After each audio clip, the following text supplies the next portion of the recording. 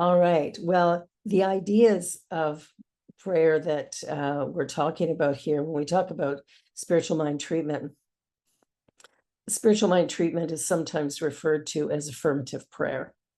I prefer to use treatment just simply because what we're doing is we're treating the mind to think in a new way. And so when we put it that way, it makes it a little bit easier to understand what we're actually doing when we do this. When we're looking at our lives, there's a lot of stuff that's going on that we identify with, and a lot of that is the ego self. And then there's, the true divine nature and who we really are. And that sometimes gets discounted a little bit. So we want to try to the best of our ability, merge the two. I mean, they're already merged, but like to fully consciously merge the two so that we're living in our divine truth. We're living in that authentic self. And when we do that and we begin to practice things like treatment and meditation, we begin to change our lives completely. So when we let go of our identification with doing stuff, when we let go of, what I have to do or when I have to do, a change occurs. I want to share this quote with you. When you accept this moment fully, when you no longer argue with what is, compulsive thinking wanes and is replaced by an alert silence. You are fully conscious, and yet the mind puts no label on this moment. This state of inner non-resistance opens you to unconditioned awareness, which is infinitely greater than the human mind. Then this vast intelligence can express itself through you and help you both from within and without. And that is why when you let go of inner resistance, you often find the circumstances change for the better. That was from the book Stillness Speaks by Eckhart Tolle. So what we're doing is we're getting control of this mind of ours. Our mind is working all the time, but what is it working on? And is it working for our highest benefit, or is it sort of working against us? And that's where we want to pay attention. One of the things in meditation that you can pay attention to is when your mind starts to wander, when you're sitting quietly and just getting really Zen-like, and all of a sudden your mind is, oh, did I remember to pay that bill? And, oh, I forgot to phone Jerry. And, oh, I need to do, right? We start running these scenarios through our mind. If we will pay attention to them, rather than just trying to obliterate them, if we will in fact pay attention to what it's saying, what we can do is begin to see why our life looks the way it does. You see, our thinking creates our life. Our thinking collectively has created the world we live in. So if there's anything we don't like, then what has to happen is we have to change within ourselves so that we can then effect change in the world around us. And one of the powerful ways of doing that, of course, is spiritual mind treatment. Spiritual mind treatment is a way of changing our mind so that we can see in a new way. And what happens is that, maybe we're looking at life through this pinhole focus, and we're looking at, oh, this is hard. This is hard and this is terrible. When we're hearing those words in ourselves, we believe them. And so we walk away and we try to make changes that will help us do something different. But sometimes if we just listen, we start to see that we are in fact in the right place. We are in fact doing the right thing. And when we use treatment effectively, we can begin to create something quite masterful. So just like in the short story that Nick shared, it was treatment that eliminated those painful cluster headaches. It's one of the things that healed my back a couple of years ago. I had 2 years where I was pain-free. Now you might ask, so why did the pain come back? Well, hard to say, but there's obviously something in there that is allowing for that, or that permanent change can only happen this way. So I don't know. All I know is the surgery seems to have worked. I'm feeling better, and that is a really, really good thing. So I'm truly grateful. I'm truly grateful for the surgery and the surgeon and all that has come from it. But when we do treatment, and I love treatment, I think it's the most important thing that we actually use here at the Centers for Spiritual Living, because it's a tool that allows us to really get clear about what it is we want, what we truly desire. And then the second thing is how we would feel emotionally if we had it. So when we're doing treatment, we're not saying, hey, universe, give me $1 million. We're allowing ourselves to sit instead in the idea of abundance. And so we allow ourselves to sit in that energy, to feel the energy of enough. And we ask ourselves that question, how would I feel? Well, if that happened today, well, maybe it would be relief or comfort. It could be joy. Whatever it is, we want to take a look at and allow ourselves to really honor that, because everything begins with that first cause. Nothing begins after the fact. It all begins in mind. Everything begins with the words that we speak and the way that we speak them. So when we take a look at our words and we see that our words are creating pain and dysfunction, challenges that we didn't really want, we're looking at our life going, oh man, I need to change this, and realize that the outer world only changes when my inner world changes.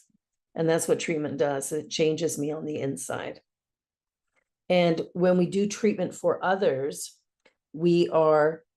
they have linked with us. And so we are connected at the subjective level. And because of that connection, when we speak these words, it not only affects us, but it affects them. And it doesn't matter where they are in the world. They could be living in Kenya right now, and I can do treatment for them and it would be successful. They could live in Australia and I could do treatment for them and they would receive the benefit of it now.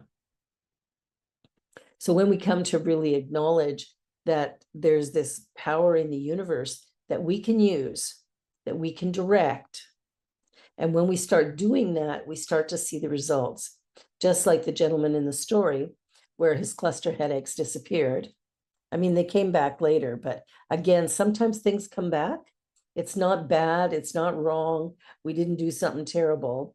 What we want to do is just notice what we were thinking about prior to it coming back. That's the key. And when we do that, we'll get new answers. And those answers will help us to see why we're doing the repeat. Because we may have had years without it, and all of a sudden, here it is. There's a reason. Our body speaks to us, and the way it speaks to us often is through pain. If there's pain in the body, we pay attention to that, don't we? You have a toothache, all your attention goes right here. You hurt your shoulder, all your attention is going right there. And it's not necessarily good intention or attention, right? We're looking at it and oh no, this is terrible, awful, and I feel bad, blah, blah, blah.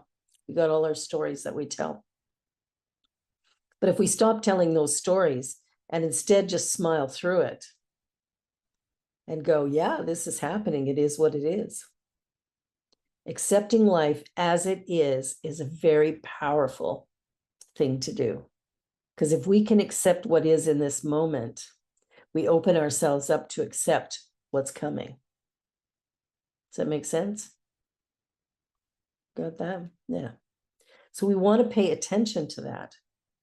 We want to pay attention to the words we speak and the way that we speak them. So when we're doing our meditation, we should be paying attention to that still small voice, or that one that keeps creeping in going, oh, wait a minute, you don't have time for this. You should be doing blah, blah, blah. Going, oh, their time. I don't have enough time. That's what that voice is telling me. Well, we know that's not true. So we can sit back and go, no, no, no, it's not true.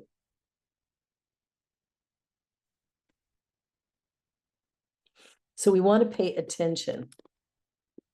We want to pay attention to everything that's going on and the way we think about everything that's going on. And right now, I know there's a lot of people with some anxiety and fear and worry. And I'm here to say, stop. Just stop it. Whatever we focus on expands. What we focus on grows.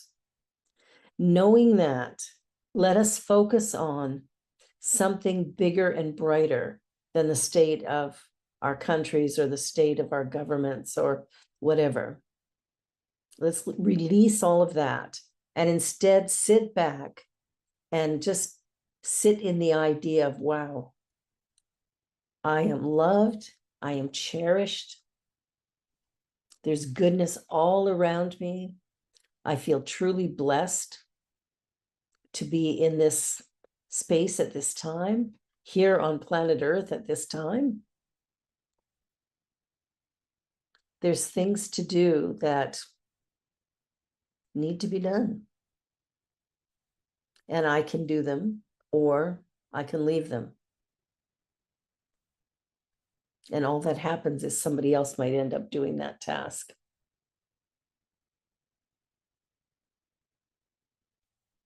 So when we notice that we have some negative or destructive thinking going on, we can use spiritual line treatment to change it.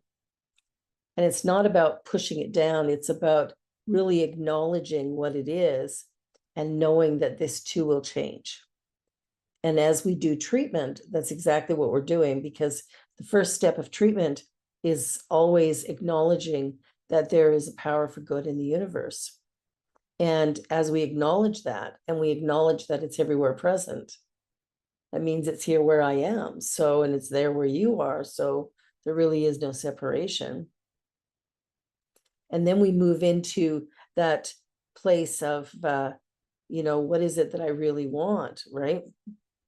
And so we word something there where we go, my life is full of possibility and opportunity. I'm delighted and excited by the joy that comes moment by moment. I'm thrilled with the level of comfort and peace that I feel in my life, and I am so ready to live it on a bigger stage in a bigger way. I know whatever I need of is right here where I am. And so again, we're talking about prosperity, but we're not necessarily naming it money or naming the amount. We're allowing ourselves to open to the possibility that there is an answer to this. And once we find that answer, we're green, we're gravy, we're ready to roll. Everything is flowing. So we want to pay attention to that. Really take the time to be with who you are. And if you're looking for a book that will help you with treatment, this one is very, very good. It's called 5 Steps to Freedom by John Waterhouse. And it is fantastic. Little book, but really, really good. So if you're interested. Also, there will be a workshop coming up next month on a Saturday morning where I will teach everybody how to do this. So be sure to sign up for that class as well. This journey that we're on is something that we've created, and that's the really good news. I created my life. I created my life. And what's powerful about that is when I can say that, when I can believe that, when I can take responsibility for everything that's ever happened to me, there's a feeling of freedom that comes from that. There's a lightness that comes from that. It's like I'm in this state of exquisite bliss when I absolutely know that at my core. Because knowing that means I'm not a victim. And because I'm not a victim, I'm living in a powerful and positive way. So think about what you're doing and how you're doing it. Think about whether or not you'd like to learn a new technique. And if so, join a class or two and create a way of really making this happen for yourself. It really is remarkable. So let's go into a brief little meditation, just where we kind of anchor the ideas that have been shared. And if you're comfortable, you can close your eyes. So I take a deep breath and I relax my body. And in this state of relaxation, I feel a definite sense of comfort and gratitude.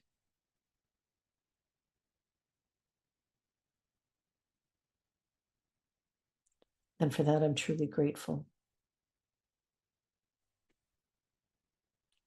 So taking a moment to breathe life into whatever challenges I may be facing.